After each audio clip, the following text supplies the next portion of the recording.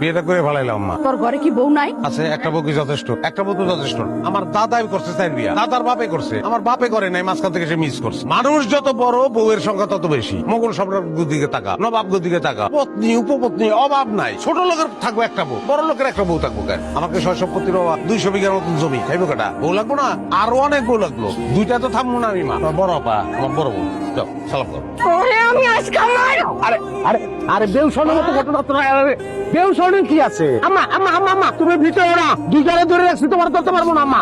আম্মা জীবনটারে এত সিরিয়াসলি নেওয়ার কিছু নাই। মানে জীবনটাকে সিরিয়াসলি নিতে নাই। ম্যানেজ মর্টাল, মানুষ মরে যাবো, কিন্তু এই দুনিয়াতে থাকবান। তাহলে এই দুনিয়া নিয়ে, এই দুনিয়ার জীবন নিয়ে তুমি এত চিন্তা করবা কেন?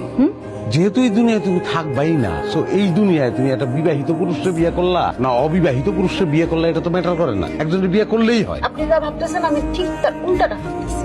কেমন? মানুষের জীবন তো একটাই, আমি তো আরেকটা জীবন পাবো না।